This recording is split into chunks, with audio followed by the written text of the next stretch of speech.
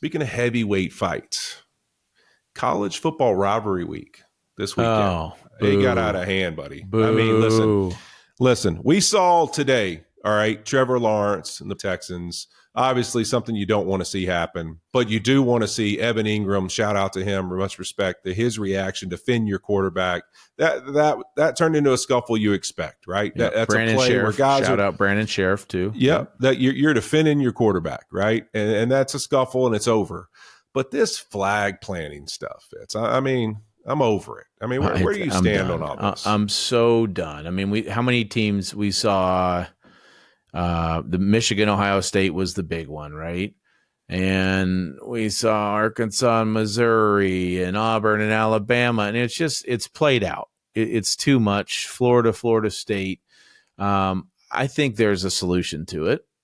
The solution is not, which happened, we're going to fine Ohio State $100,000 and fine Michigan $100,000. Do you think the players care about that?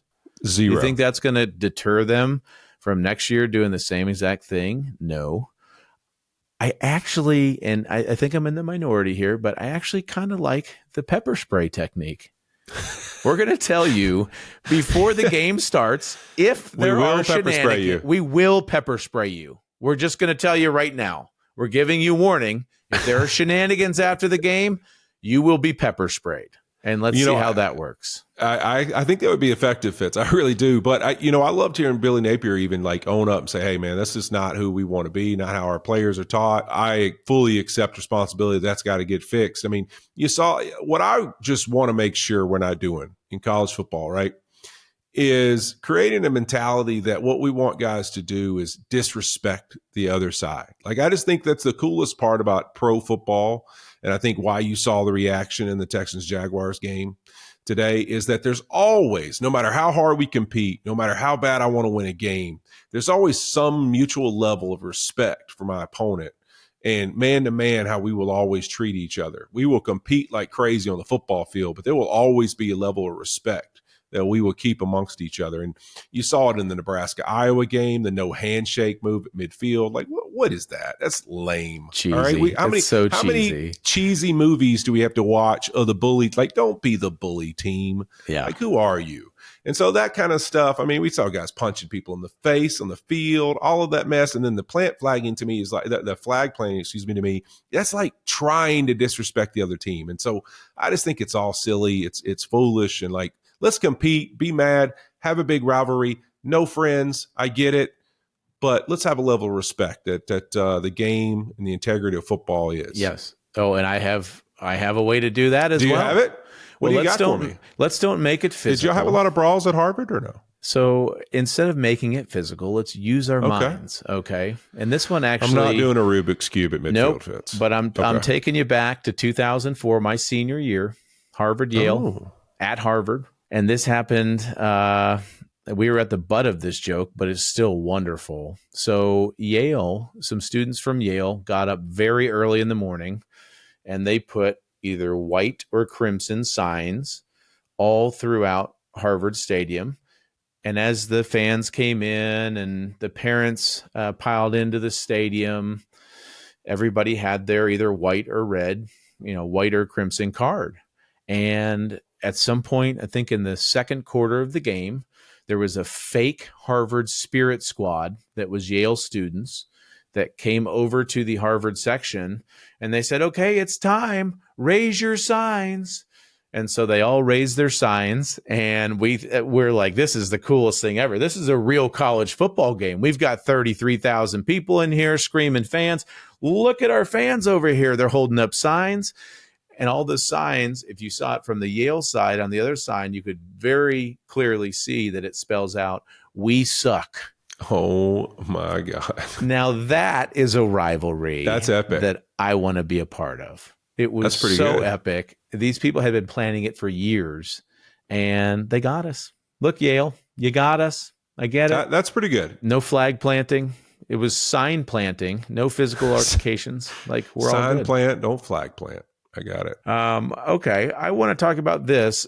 I know this whole fighting thing got us to Who would we want to get in a bar fight with? Picking former teammates of ours, which then led to, this. You know what? Let's just take the defensive guys that we've played with, and let's make a starting defense that we would want to take into a bar fight. What I want you to do for the defensive linemen, we chose guys that one of us or both of us had played with. When I looked at the D linemen, we ended up determining we're going to go with the 4-3 defense. We kind of thought we should do a 6-1, but that was cheating. So we're going to take it back to a 4-3. Yeah, a lot of D linemen, scrappy guys too. Just big but guys. We got some nasty folks.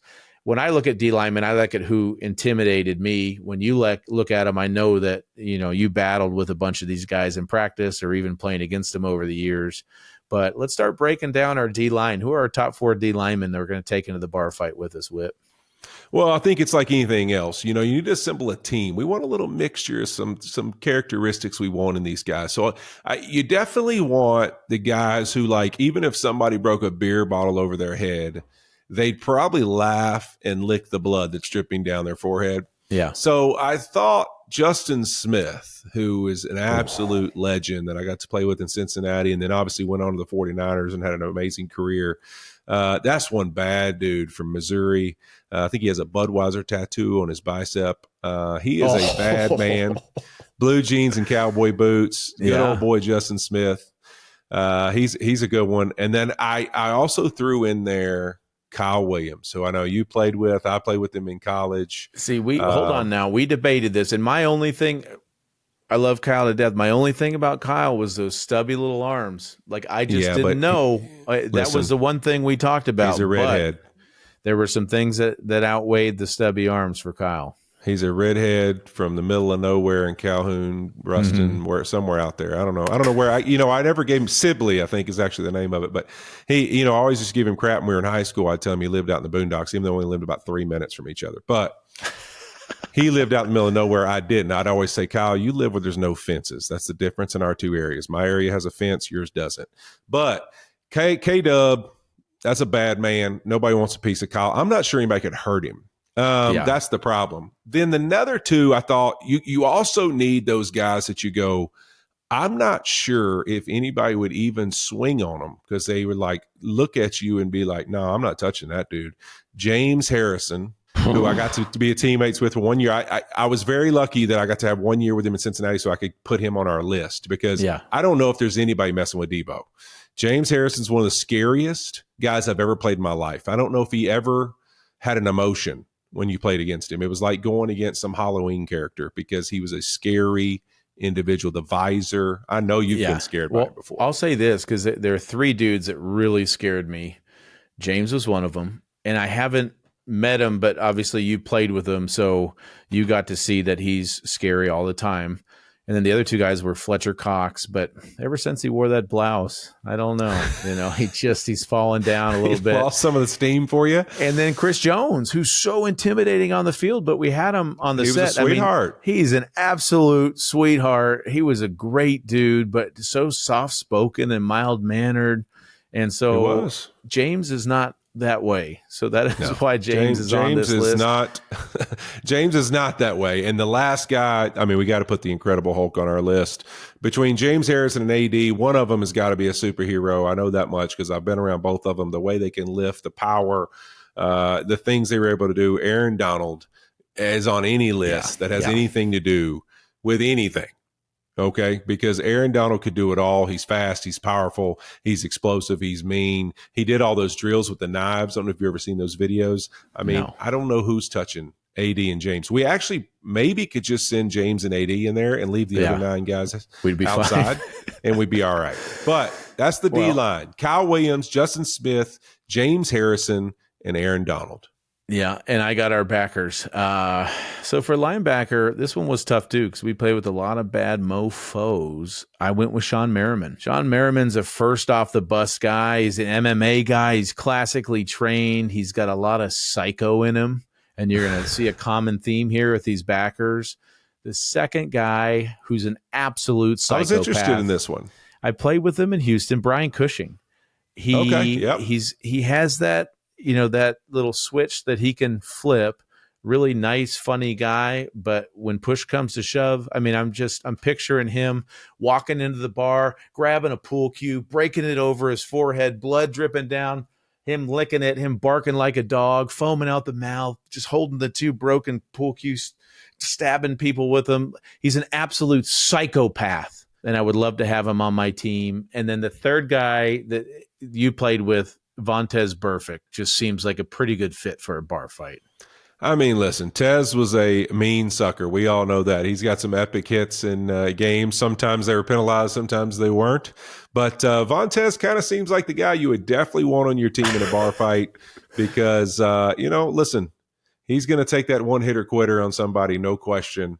Tez would be a good one. He's a good crazy one. All the backers, they all got that common theme. They're all psychos. But I also thought going into the DBs, Fitz. This one's hard. DBs are tough. It is, but I played with some pretty epic ones. I mean, Jalen Ramsey, this dude's physical, freak, nasty. We've seen the hits and his ability to play with physicality at the corner position is pretty rare, and he's obviously a very big corner.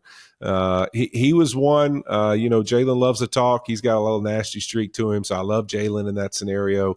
And then my guy, Adam Jones, that's a no-brainer. That's a no-brainer. I don't even know if you need to explain that one. Yeah. Adam's a bad man, and I always got a ton of respect for him, man. We were really close in Cincinnati, and Adam's a bad man, that's for sure. So those are definitely our 2 corners. I feel really good about those. And I'm kind of cheating here. I will say this is a little bit of a fudge, but since I played with him in college, I think it still counts. On the safeties, I added my college teammate because you do need the off-the-bus guys. Like I said, you need a couple guys that people go, I don't know if I want to walk over there and fight those guys. LaRon Landry, those arms, those pythons would scare anybody off. And, do you think he's ever been in a bar fight, or you think he's got some experience? It doesn't matter. With those arms, I doubt many people have swung on him. Yeah. And then the last safety, I'm going to throw on the list Kareem Jackson. Kareem's got some crazy in him as well. And then if you just look back to his last season in Denver, he forfeited $800,000 in suspensions, and he paid about $90,000 in fines. That's the recklessness we need in this fight. He's probably the one that's jumping in first. I do too. And here's the deal. We got an honorable mention. We got 2 guys waiting outside in the parking lot just in case for reinforcements. I think we throw J.J. Watt and Vita Vea waiting outside, ready to go. There's no doubt.